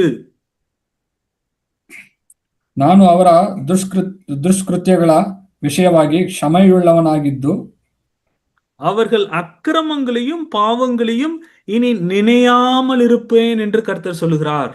ಅವರ ಪಾಪಗಳನ್ನು ನನ್ನ ನೆನಪಿಗೆ ಎಂದಿಗೂ ತರುವುದಿಲ್ಲ ಎಂದು ಕರ್ತನು ನುಡಿಯುತ್ತಾನೆ. பிரியமானவர்களே, நீங்க ஆண்டவரிடத்துல போய் ஆண்டவரே இந்த பாவத்தை எனக்கு மன்னிங்கன்னு கேட்கிறோம்ல, ಪ್ರಿಯರೇ, ನಾವು ದೇವರ ಕಡೆ ಹೋಗಿ ದೇವರೇ ಈ ಪಾಪವನ್ನು ನನಗೆ ಕ್ಷಮಿಸಿ ಅಂತ ನಾವು ಕೇಳ್ತೀವಲ್ಲ, அப்ப என்ன நடக்குது? ಆಗ ಏನ್ ನಡೀತದೆ ಗೊತ್ತಾ? அவருடைய ரத்தம் என்னுடைய பாவங்களை நீக்கி சுத்தி இருக்குது. ಆತನ ರಕ್ತವು ನನ್ನ ಎಲ್ಲಾ ಪಾಪಗಳನ್ನು ನಿವಾರಣೆ ಮಾಡಿ ನನ್ನನ್ನು ಶುದ್ಧಪಡಿಸ್ತದೆ. அப்புறம் என்ன பண்றாரு ஆண்டவர்? ಅದ ನಂತರ ದೇವ್ರು ಏನ್ ಮಾಡ್ತಾರೆ? இனி நினையாமல் இருப்பேன். ಅವರ ಪಾಪಗಳನ್ನು ನಾನು ನೆನಪಿಗೆ ಎಂದೂ ತರುವುದಿಲ್ಲ. அவர் இன்னுமே நினைக்க மாட்டேன். ನಾನು ಅದನ್ನ ನೆನಪಿಗೆ ತರುವುದಿಲ್ಲ. ஆனா பிசாசானவன் என்ன சொல்றான்? ஓ நீ 10 தடவை செஞ்சுட்ட, 15 தடவை அதை செஞ்சுட்ட, எத்தனை தடவை தெரியுமா அதை செஞ்சுட்ட அப்படின்னு ஒரு கவுண்டர் வச்சிருக்கான், ஒரு கணக்கு வச்சிருக்கான். ಆದ್ರೆ ಸೈತಾನು ನೀನು 10 ಬಾರಿ ಮಾಡಿದೆ ಈ ಪಾಪ, 15 ಬಾರಿ ಮಾಡಿದೆ ಅಂತ ಅವನು ಲೆಕ್ಕ ಇಟ್ಕೊಂಡಿದ್ದಾನೆ. ஆனா இயேசு என்ன சொல்றாரு? ಆದ್ರೆ ಯೇಸು ಏನ್ ಹೇಳ್ತಾ ಇದ್ದಾರೆ ನೋಡಿ, இனி நினையாமல் இருப்பேன். ನಾನು ಅವರ ಪಾಪವನ್ನು ನಾನು ನೆನಪಿಗೆ ತರುವುದಿಲ್ಲ. இதுதான் நம்மளுடைய ஆண்டவராகிய இயேசு. ಇದು ನಮ್ಮ ಕರ್ತನಾದ ಯೇಸು ಆಗಿದ್ದಾರೆ ನೋಡಿ. நீ என்னுடைய சமூகத்துக்கு நீ தைரியமா வரலாம், ஏன்னா நீ உன்னுடைய பாவங்களை நான் நினையாமல் இருப்பேன். ನನ್ನ ಸಮೂಹಕ್ಕೆ ನೀನು ಧೈರ್ಯವಾಗಿ ಬರ್ಬೋದು, ಯಾಕಂದ್ರೆ ನಿನ್ನ ಪಾಪವನ್ನು ನಾನು ನೆನಪಿಗೆ ತರುವುದಿಲ್ಲ. பிரியமானவர்களே, அவனுடைய பொய்யை நாம் எதிர்த்து நிற்போம். ಆತನ ಸುಳ್ಳಿಗೆ ನಾವು ಎದುರು ನಿಂತ್ಕೊಳ್ಳೋಣ. அவன் பொய்யை கேட்டது போதும். ಆತನ ಸುಳ್ಳು ನಾವು ಕೇಳಿದ್ದು ಸಾಕು. பாவம் செஞ்ச உடனே ஆண்டவரே நான் மறுபடியும் பாவம் செஞ்சுட்டேன், நீ மன்னிச்சிருங்க அப்படின்னு அவரிடத்துல போவோம். ಪಾಪ ಮಾಡಿದ ನಂತರ ತಕ್ಷಣವಾಗಿ ನಾವು ದೇವ್ರ ಕಡೆ ಹೋಗಿ ದೇವರೇ ನಾನು ಪಾಪ ಮಾಡ್ಬಿಟ್ಟಿದ್ದೀನಿ ಅಂತ ಅವ್ರ ಕಡೆ ನಾವು ಹೋಗೋಣ. அவர் சகல பாவங்களையும் நீக்கி நம்மை சுத்திகரிப்பார். ಆತನು ನಮ್ಮ ಎಲ್ಲಾ ಸಕಲ ಪಾಪಗಳನ್ನು ನೀಗಿಸಿ ನಮ್ಮನ್ನು ಶುದ್ಧಪಡಿಸ್ತಾರೆ. அவர் நம்மளுடைய பாவங்களை நினையாமல் இருப்பார். ಆತನು ನಮ್ಮ ಪಾಪಗಳನ್ನು ನೆನಪಿಗೆ ತರುವುದಿಲ್ಲ. இது உண்மையாலுமே வா? ಇದು ನಿಜವಾನಾ? ಈ ಕಾರ್ಯ ನಿಜಾನಾ? நான் என் பாவத்தை மறந்துட்டாரா அவரு? ಅವರು ನನ್ನ ಪಾಪವನ್ನು ಮರ್ತ್ ಬಿಟ್ಟಿದ್ದಾರಾ? இல்ல மறக்கல. ஆனா என்ன சொல்றாரு? நினைக்க மாட்டேன், நான் ஞாபகப்படுத்த மாட்டேன். ಮರ್ತಿಲ್ಲ, ಆದ್ರೆ ನಾನು ಜ್ಞಾಪಕಕ್ಕೆ ತರುವುದಿಲ್ಲ ಅಂತ ಹೇಳ್ತಾ ಇದ್ದಾರೆ. ஏன்னா இன்னொருத்தருடைய பாவத்தை நம்ம மன்னிக்காம இருக்கும்போது நம்மளுடைய பாவத்தை மறுபடியும் அவன் மேல சுமத்து அப்படின்னு சொல்லி ஒரு ஓமையை வாசிக்கிறோம். ನಾವು ಒಂದು ಸಾಮ್ಯವನ್ನು ಓದ್ತೀವಿ, ಇನ್ನೊಬ್ಬರ ಪಾಪವನ್ನು ನಾವು ಕ್ಷಮೆ ಮಾಡದೆ ನಮ್ಮ ಪಾಪ ಸಮಯ ಸಿಗುವುದಿಲ್ಲ ಅಂತ ನಾವು ಕೇಳಿದೀವಿ. அவர் மறந்து போறதில்ல, ஆனா நினைவில் கொள்ளாமல் இருப்பார். அவர் திருப்பி ஞாபகப்படுத்த மாட்டார். ಅವರು ಮರ್ತಿಲ್ಲ, ಆದ್ರೆ ಆ ಪಾಪವನ್ನು ಮತ್ತೆ ಜ್ಞಾಪಕಕ್ಕೆ ತರುವುದಿಲ್ಲ. என்னை பார்க்கும்போது புதுசாய் நான் பாவமே செய்யாதது போல நீதிமானாய் பார்க்கிறார். ಆತನು ನನ್ನ ನೋಡುವಾಗ ಪಾಪವೇ ಮಾಡದ ಒಂದು ನೀತಿವಂತನಾಗಿ ನನ್ನನ್ನು ಯೇಸು ಸ್ವಾಮಿ ನೋಡ್ತಾರೆ. அவனுடைய பொய், பாவம் செய்வதற்கு முன்பு, பாவம் செய்வதற்கு பின்பு. ಆತನ ಸುಳ್ಳು ಏನು, ಪಾಪ ಮಾಡುವುದಕ್ಕೆ ಮುಂಚಿತವಾಗಿ, ಪಾಪ ಮಾಡಿದ ನಂತರ ಅವನ ಸುಳ್ಳು. அப்ப அவனுடைய பொய் என்ன அப்படின்னு நான் உணர்ந்து, ஓ இது இவன் பிசாசு இடத்துல இருந்து வர பொய், நான் எதிர்த்து நிற்பேன், நான் பாவத்துக்கு இடம் கொடுக்க மாட்டேன், நான் அவனுடைய இயேசுவின் நாமத்தினால இது பொய் அப்படின்னு நான் எதிர்த்து நிற்பேன் அப்படின்னு சொல்லி நான் போராடணும். ನಾನು ಇದು ಸೈತಾನ್ ಕಡೆಯಿಂದ ಬರುವ ಸುಳ್ಳಾಗಿದೆ, ಇದು ನಾನು ನಂಬುವುದಿಲ್ಲ, ಇದು ಸೈತಾನನ ಸುಳ್ಳು, ಇದು ನಾನು ಎದುರ್ತು ನಿಲ್ತೀನಿ ಅಂತ ನಾವು ಅದು ಹೋರಾಡಬೇಕು. ಸೈತಾನ ಎದುರು ನಿಂತು போராடினேன், இருந்தாலும் தவறி விழுந்துட்டேன். ನಾನು ಆ ನಾನು ಹೋರಾಟ ಮಾಡಿದೆ, ಆದ್ರೂ ನಾವು ಮತ್ತೆ ಬಿದ್ದೋಗಿದೆ. நான் பயிற்சி செய்யறவனா இல்ல. ನಾನು ಆ ಪಾಪವನ್ನು ಅಭ್ಯಾಸ ಮಾಡುವನಾಗಿಲ್ಲ. அப்படி ஒருவேளை நீங்க பிராக்டிஸ் பண்ணிட்டு இருந்தீங்கன்னா, ஆண்டவரிடத்துல மனம் திரும்புங்க. ஆண்டவரே என்னை மனம் திரும்புதலை உண்டு பண்ணுங்க ஆண்டவரே, நான் உம்மிடத்துல திரும்புறேன் அப்படின்னு சொல்லி நம்ம சீரியஸா ஆண்டவரிடத்துல மனம் திரும்புவோம். ನಾವು ಒಂದು ವೇಳೆ ನಾವು ಆ ಪಾಪವನ್ನು ಅಭ್ಯಾಸ ಮಾಡುವರಾಗಿದ್ರೆ, ಈ ಒಂದು ದಿನದಲ್ಲಿ ನಾವು ಕ್ಷಮಾಪಣೆ ಹೊಂದಿ ಮಾನಸಾಂತರ ಹೊಂದು, ದೇವರೇ ನಾನು ಪಾಪದಲ್ಲಿ ಬೀಳುವನಾಗಿರಬಾರದು ಅಂತ ನಾವು ಮಾನಸಾಂತರ ಹೊಂದೋಣ.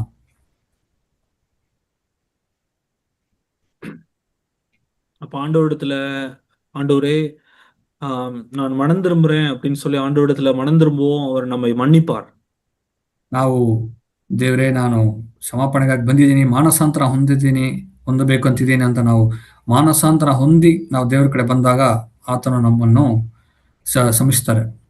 பாவத்துல விழுந்துட்டேன், இப்ப என்ன பண்ணணும்? ஆண்டவரிடத்துல ஓடிப்போம். ஆண்டவரே என்னை மன்னிங்க அப்படின்னு சொல்லி அவரிடத்துல ஓடுவோம். ಪಾಪದಲ್ಲಿ ನಾನು ಬಿದ್ದೋಗ್ಬಿಟ್ಟಿದ್ದೀನಿ, ಏನ್ ಮಾಡ್ಬೇಕು? ತಕ್ಷಣ ನಾನು ಓಡಬೇಕು. அவரிடத்துல வருகிறவர்களை அவர் ஒருபோதும் புறம்பே தள்ளுவதில்லை. ಆತನ ಬಳಿಗೆ ಬರುವವರನ್ನು ಎಂದಿಗೂ ಆತನು ತಳ್ಳುವುದಿಲ್ಲ. இந்த மாலை வேளையில அவரிடத்துல வந்து, ஆண்டவரே இதுதான் நான், என்னை மன்னிங்க அப்படின்னு சொன்னா, இந்த மாலை வேளையில அவர் உங்களை புறம்பே தள்ளுவதில்லை. ಈ ಸಾಯಂಕಾಲ ವೇಳೆಯಲ್ಲಿ ನೀವು ದೇವರೇ ನಾನು ಮಾನಸಾಂತರ ಹೊಂದಿ ನಾನು ಬರ್ತಾ ಇದ್ದೀನಿ ಅಂತ ನೀವು ಬಂದಾಗ ನಿಮ್ಮನ್ನು ದೇವರು ತಳ್ಳುವುದಿಲ್ಲ. 2 கொரிந்தியர் 5ஆம் அதிகாரம் 2 ಕೊರಿಂಥ್ಯ 5ನೇ ಅಧ್ಯಾಯ நம்ம 15வது வசனத்தை பார்த்தோம். ನಾವು 15ನೇ ವಚನ ನೋಡ್ಕೊಂಡ್ವಿ. என் வாழ்க்கை இனி அவருக்கு தான். ನನ್ನ ಜೀವಿತ ಇನ್ನು ಆತನಿಗಾಗಿ. 20வது வசனத்தை வாசிப்போம். 20ನೇ ವಚನ ನಾವು ಓದ್ಕೊಳ್ಳೋಣ. தேவனோடு ஒப்புரவாகுங்கள் என்று கிறிஸ்துவின் நிமித்தம் உங்களை வேண்டிக் கொள்கிறோம்.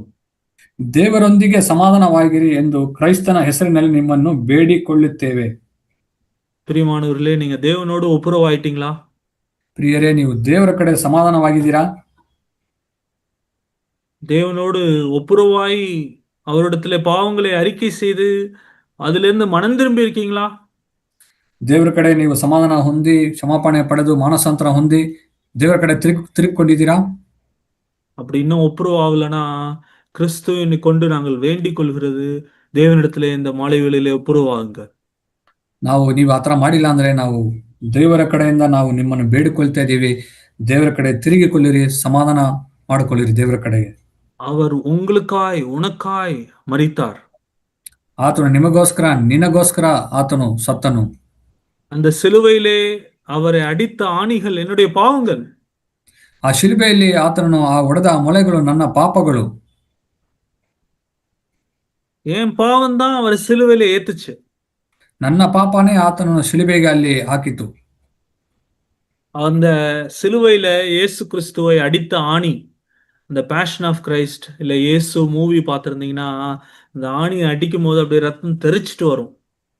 ಆ ಶಿಲುಬೆ ಈ ಪ್ಯಾಷನ್ ಆಫ್ ಕ್ರೈಸ್ಟ್ ಇಲ್ಲ ಒಂದು ಜೀಸಸ್ ಫಿಲಿಮ್ ಅಲ್ಲಿ ನೋಡಿತೀರಾ, ಆ ಶಿಲುಬೆಯಲ್ಲಿ ಆ ಕೈಗೆ ಮೊಳೆ ಹೊಡೆದಾಗ ಅಲ್ಲಿ ರಕ್ತ ಬರುತ್ತೆ, ಅಲ್ಲಿ ಸೋರುತ್ತೆ. அந்த ஆணி உங்க கைக்கு கிடைக்குது. நீங்க இஸ்ரேல் தேசத்துக்கு போறீங்க, அங்க மியூசியம்ல இந்த ஆணி தான் இயேசுவை சிலுவையில் அரைஞ்சது அப்படின்னு அந்த ஆணியை கொடுக்குறாங்க. ನೀವು ಇಸ್ರೇಲ್ ದೇಶಕ್ಕೆ ಹೋದ್ರೆ ಅಲ್ಲಿ ಮ್ಯೂಸಿಯಂ ಅಲ್ಲಿ ಇಟ್ಟಿದ್ದಾರೆ, ಈ ಈ ಮೊಳೆನೇ ಯೇಸು ಸ್ವಾಮಿ ಕೈಗೆ ಅವರು ಹಾಕಿದ್ದು ಅಂತ ತೋರಿಸ್ತಾರೆ, ಅದ್ ನಿಮ್ ಕೈ ಕೊಡ್ತಾರೆ ಅಂತ. ஆணியை பார்த்து கட்டி பிடிச்சு, ஓ நீதான் அரைஞ்சியா அப்படின்னு சொல்லி முத்தம் கொடுப்போமா? ಆ ಒಂದು ಮೊಳೆ ನೋಡಿದಾಗ, ಓ ನೀನೇ ಯೇಸು ಸ್ವಾಮಿ ಕೈಗೆ ಅಲ್ಲಿ ಮೊಳೆ ಹಾಕಲ್ಪಟ್ಟ ಅಂತ ನೋಡ್ಕೊಂಡು ನಾವು ಅದನ್ನ ನಾವು ಮುದ್ದು ಕೊಡ್ತೀವ? எவ்வளவு கோபம் வரும், எவ்வளவு ஒரு வெறுப்பு வரும். ನಮ್ಗೆ ಎಷ್ಟು ಕೋಪ ಬರುತ್ತೆ ಅದ್ರ ಮೇಲೆ. அந்த அடிச்ச ஆளை கொண்டு வந்து நிப்பாட்டுறாங்க, இந்த ஆள் தான் ஆணி அடிச்சாரு. ಆ ಒಂದು ಮೊಳೆ ಹೊಡೆದ ಆ ಒಂದು ವ್ಯಕ್ತಿಯನ್ನು ಕರ್ಕೊಂಬಂದು ಇಲ್ಲಿ ನಿಲ್ಲಿಸ್ತಾರೆ. ಈತನೇ ಯೇಸು ಸ್ವಾಮಿ ಕೈಗೆ ಮೊಳೆ ಹೊಡೆದ ಅಂತ ತೋರಿಸ್ತಾರೆ, அவன ಹೇಳ್ತಾರೆ. கட்டிப்புடிச்சு, "வெரி குட். நல்ல வேலை செஞ்ச. சூப்பர்ன்னு" சொல்லி அப்ரிஷியேட் பண்ணுவோமா?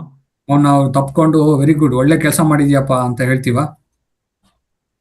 அவர சிலுவையில அறைஞ்ச ஆணி, அந்த ஆணி அல்ல. என்னுடைய பாவம் தான் அந்த ஆணி. ಆತನ ಶಿಲುಬೆಗೆ ಹಾಕಿದ ಆ ಮೊಳೆ ಆ ಒಂದು ಮೊಳೆ ಅಲ್ಲ, ಆ ನನ್ನ ಪಾಪನೇ ಆ ಮೊಳೆ. நான் மாத்திரம் தான் இந்த உலகத்திலேயே பாவம் செஞ்சிருந்தாலும், அவர் மரிக்க வேண்டியதா இருந்திருக்கும். ನಾನು ಈ ಶಿಲುಬೆಯಲ್ಲಿ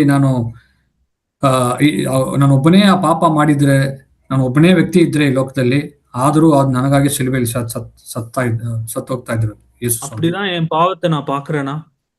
ನಾನು ಹಾಗೆ ನನ್ನ ಪಾಪವನ್ನು ನೋಡ್ತಾ ಇದ್ದೀನ. ஆண்டவரே, நீர் எனக்காய் மரித்தீர். இனி ஒருபோதும் இந்த பாவத்துக்காய் நான் வாழ மாட்டேன். நான் வெறுக்கிறேன்.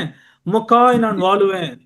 ದೇವ್ರೇ, ನನಗಾಗಿ ನೀವು ಸತ್ತಿದ್ದು ಈ ನನ್ನ ಪಾಪಗೋಸ್ಕರನೇ. ಇನಿಮೇಲೆ ಈ ಪಾಪ ನಾನು ಮಾಡುವುದಿಲ್ಲ, ಅದನ್ನು ನಾನು ಆ ಬಿಟ್ಟು ನಿನಗಾಗಿ ನಾನು ಜೀವಿಸಬೇಕು ಅಂತ ನಾವು ಹೇಳ್ತಾ ಇದೀವ. இதை நான் பயிற்சி பண்ண மாட்டேன் ஆண்டவரே. ಇದನ್ನು ನಾನು ಅಭ್ಯಾಸ ಮಾಡುವುದಿಲ್ಲ, ಈ ಪಾಪವನ್ನು. என்னை மன்னிச்சிருங்க. ನನ್ನನ್ನು ಕ್ಷಮಿಸ್ಬಿಡಿ. இனி வர இருக்கிற நாட்கள்ல நான் உமக்காய் வாழும்படி எனக்கு உதவி செய்யுங்க. ಇನ್ನು ಬರ ಇರುವ ದಿನದಲ್ಲಿ ನಾನು ನಿಮಗೋಸ್ಕರ ಜೀವಿಸಕ್ಕೆ ನನಗೆ ಸಹಾಯ ಮಾಡಿ. அப்படி அவரிடத்துல வருவோமா? ನಾವು ಹಾಗೆ ಯೇಸು ಸ್ವಾಮಿ ಬಳಿಗೆ ಬರೋಣ. நம் கண்களை மூடுவோம். ನಮ್ಮ ಕಣ್ಗಳನ್ನು ಮುಚ್ಕೊಳ್ಳೋಣ. ஆண்டவரிடத்துல உங்களுடைய பாவங்களை நீங்க அறிக்கை செய்யுங்க. பாவத்தை மறைக்கிறவன் வாழ்வடைய மாட்டான். ನೀವು ಈ ದೇವರ ಕಡೆ ನಿಮ್ಮ ಪಾಪವನ್ನು ಅರಿಕೆ ಮಾಡಿರಿ. ಪಾಪವನ್ನು ನೀವು ಅಲ್ಲಿ ಅರಿಕೆ ಮಾಡದೇ ಇದ್ರೆ, ಅದನ್ನ ಹಂಗೆ ಮುಚ್ಚಿಬಿಡ್ತಾ ಇದ್ರೆ ನಮ್ಗೆ அதை ಜೀವ அறிக்கை ಸಿಗುವುದಿಲ್ಲ. செய்து விட்டு விடுகிறவனோ இரக்கம் பெறுவான். ಅದನ್ನು ಅರಿಕೆ ಮಾಡಿ ಬಿಟ್ಟು ಬಿಡುವವನು ಕೃಪೆಯನ್ನು ಹೊಂದಿಕೊಳ್ಳುವನು. இந்த மாலை வேளையிலே நம்மளுடைய பாவங்களை ஆண்டவரிடத்துல அறிக்கை செய்வோமா? ஆண்டவரே, எனக்காய் சிலுவையில மரித்த என் இயேசுவே, உமக்கு நன்றி. நான் ನಾವು பாவியாய் உம்முடைய சமூகத்திலே வருகிறேன். ನಾನು ಪಾಪಿಯಾಗಿ ನಾನು ಬರ್ತಾ ಇದ್ದೀನಿ ನಿಮ್ಮ ಸಮೂಹಕ್ಕೆ.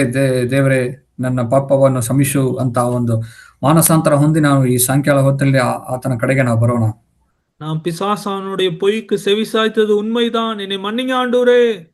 ಹೌದು ಸ್ವಾಮಿ, ನಾನು ಸೈತಾನ ಸುಳ್ಳನ್ನು ನಾನು ಕಿವಿಗೊಟ್ಟು ಕೇಳಿದ್ದೀನಿ, ಅದಕ್ಕೋಸ್ಕರ ನನ್ನನ್ನು ಕ್ಷಮಿಸಿಬಿಡಿ. உங்களுடைய பாவங்களை இப்பொழுது அறிக்கை செய்தீர்கள், ஆனால் இப்பொழுதே அவர் மன்னிக்க உண்மையுள்ளவர். ನಿಮ್ಮ ಪಾಪಗಳನ್ನು ಈ ಒಂದು ಸಮಯದಲ್ಲಿ ನೀವು ಅರಿಕೆ ಮಾಡಿದ್ರೆ ತಕ್ಷಣ ಆತನು ನಿಮ್ಮ ಪಾಪವನ್ನು ಕ್ಷಮಿಸಿಬಿಡುವನು. நீங்க நான் ரட்சிக்கப்பட்டேன், என்னுடைய வாழ்க்கையை ஆண்டவருக்கு ஒப்பு கொடுத்துட்டேங்கிற நம்பிக்கை இல்ல, ஒரு நிச்சயம் இல்லைன்னா இப்போ கேட்கலாம். ஆண்டவரே, என் வாழ்க்கையை நான் உமக்கு ஒப்பு கொடுக்குறேன். நீ வாழ்கிற வாழ்க்கை உமக்கு தான். என்னை ஏற்றுக்கொள்ளுங்க, என்னை மன்னிங்க அப்படின்னு ஆண்டவரிடத்துல கேளுங்க.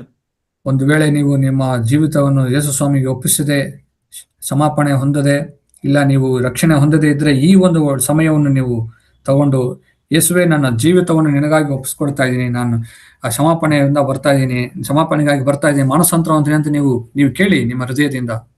ஒருவேளை நான் ரட்சிக்கப்பட்டேன், ஆனாலும் என்னுடைய வாழ்க்கையில இன்னும் பாவத்திற்கு அடிமையா தான் இருக்கேன். ಒಂದು ವೇಳೆ ನಾನು ರಕ್ಷಣೆ ಹೊಂದಿದ್ದೀನಿ, ಆದ್ರೆ ನನ್ನ ಜೀವಿತದಲ್ಲಿ ಇನ್ನೂ ಪಾಪಕ್ಕೆ ನಾನು ಅಧೀನಾಗಿದ್ದೀನಿ. ஆண்டவரிடத்துல, ஆண்டவரே என்னை மன்னிங்க, என்னை விடுதலையாக்குங்க அப்படின்னு ஆண்டவரிடத்துல ஒரு கதறுதல் இருக்கட்டும். ಈ ಒಂದು ವೇಳೆಯಲ್ಲಿ ದೇವರೇ, ನನ್ನನ್ನು ಕ್ಷಮಿಸಿ, ನನ್ನ ಬಿಡುಗಡೆ ಮಾಡಿ ಅಂತ ನೀವು ಕೂಗಾಡಬೇಕು. ನೀವು ದೇವರ ಕಡೆಗೆ அவரிடத்துல போகிறவர்களை அவர் ஒருபோதும் புறம்பே தள்ளுவதில்லை. ಆತನ ಬಳಿಗೆ ಬರುವರು ಒಬ್ಬರನ್ನು ಎಂದಿಗೂ ತಳ್ಳುವುದಿಲ್ಲ. இந்த மாலை வேளையிலே உங்களை அவர் ஏற்றுக்கொள்வார். ಈ ಸಾಯಂಕಾಲ ವೇಳೆಯಲ್ಲಿ ದೇವರು ನಿಮ್ಮನ್ನು ಅಂಗೀಕರಿಸಿಕೊಳ್ತಾರೆ. இருதயத்தின் ஆழத்திலிருந்து ஆண்டவரை நோக்கி ஒரு கதறுதல் இருக்கட்டும். ஆண்டவரே, எனக்காய் அடிக்கப்பட்ட இயேசுவே, உமக்கு நன்றி. என் பாவத்தை மன்னியும் ஆண்டவரே. என்னை மன்னித்ததற்காக உமக்கு நன்றி அப்படின்னு சொல்லி உள்ளத்தின் ஆழத்திலிருந்து ஒரு கதறுதல் அவரிடத்துல இருக்கட்டும். ಹೃದಯದ ಆಳದಿಂದ ನಿಮ್ಮ ಎಲ್ಲರಿಗೂ ಒಂದು ಕೂಗುವಿಕೆ ಬರಲಿ. ಯೇಸುವೆ, ನನ್ನ ಪಾಪಗಾಗಿ ನೀನು ಶಿಲುಬೆಯಲ್ಲಿ ಸತ್ತಿರಿ, ನನಗೋಸ್ಕರ ನನ್ನ ಜೀವಿತಕ್ಕಾಗಿ ನೀನು ಶಿಲುಬೆಯಲ್ಲಿ ಸತ್ತಿದಿ, ಅದಕ್ಕಾಗಿ ನಾನು ನಿಮ್ಮ ಬಳಿಗೆ ಬರ್ತಾ ಇದ್ದೀನಿ ಅಂತ ಹೃದಯ ಆಳದಿಂದ ನಾವು ಕೂಗೋಣ, ನಾವು ಬೇಡ್ಕೊಳ್ಳೋಣ. எங்களுக்காய் அடிக்கப்பட்ட இயேசுவே, உமக்கு நன்றி ஆண்டவரே. ನಮಗಾಗಿ ಜಜ್ಜಲ್ಪಟ್ಟ ಯೇಸುವೆ, ನಿನಗೆ ಸ್ತೋತ್ರ. எங்கள் பாவங்களை மன்னிக்கும்படி நீர் சிலுவையிலே தொங்கினீரே, உமக்கு நன்றி. ನಮ್ಮ ಪಾಪಗಳನ್ನು ಕ್ಷಮಿಸುವುದಕ್ಕೆ ಶಿಲುಬೆಯಲ್ಲಿ ನೀನು ಹೋದೆ, ಅದಕ್ಕಾಗಿ ಸ್ತೋತ್ರ. என்னுடைய பாவத்தை நான் அறிக்கை செய்கிறேன், நீர் மன்னிக்க உண்மையுள்ளவர் ஆண்டவரே. ನನ್ನ ಪಾಪವನ್ನು ಅರಿಕೆ ಮಾಡ್ತೀನಿ, ಅದನ್ನು ಕ್ಷಮಿಸಕ್ಕೆ ನೀನು ನೀತಿವಂತವನಾಗಿದ್ದೀನಿ ಇದೆಯಾ? என் பாவத்தை நீ ஒருபோதும் நினையாமல் இருப்பேன் என்று சொல்லியிருக்கிறீரே, உமக்கு நன்றி. ನನ್ನ ಪಾಪವನ್ನು ಎಂದಿಗೂ ಮತ್ತೆ ನೀವು ಜ್ಞಾಪಕಕ್ಕೆ ತರುವುದಿಲ್ಲ ಅಂತ ಹೇಳಿದ್ರೆ ಅದಕ್ಕಾಗಿ ಸ್ತೋತ್ರ ಕರ್ತನೆ. ஆம் பிதாவே, உண்மையாய் இந்த வேளையிலே இருதயத்தின் ஆழத்திலிருந்து ஜெபிக்கிற ஒவ்வொருவருடைய ஜெபத்தையும் நீர் கேட்டிருக்கிறதுக்காய் நன்றி செலுத்துகிறோம். ಹೌದು ತಂದೆಯಾದ ದೇವರೇ, ಈ ಒಂದು ಸಾಯಂಕಾಲ ವೇಳೆಯಲ್ಲಿ ನಿಜವಾಗಿ ತಮ್ಮ ಹೃದಯದಿಂದ ನಿನ್ನ ಕಡೆಗೆ ಬೇಡಿಕೊಂಡಿರೋ ಒಬ್ಬೊಬ್ಬರಿಗೆ ನೀನು ಸಹಾಯ ಮಾಡು. நீர் அவர்களை ஏற்றுக்கொண்டிருக்கிறீர் என்ற நம்பிக்கையை அவர்களுக்கு தர வேண்டுமாய் ஜெபிக்கிறோம். ನೀರು ನೀವು ಅವರನ್ನು ಅಂಗೀಕರಿಸಿದ್ರೆ ಅಂತ ಒಂದು ನಂಬಿಕೆ ಅವರ ಹೃದಯದಲ್ಲಿ ಕೊಡಬೇಕಂತ ನಾವು ಬೇಡಿಕೊಳ್ತಾ ಇದ್ದೀವಿ. இயேசுவின் நாமத்தில் பிதாவே. ಯೇಸುವಿನ ಹೆಸರಿನಲ್ಲಿ ಬೇಡಿಕೊಳ್ತೀವಿ ತಂದೆಯೇ. ஆமென். ಆಮೇನ್. ಆಮೇನ್.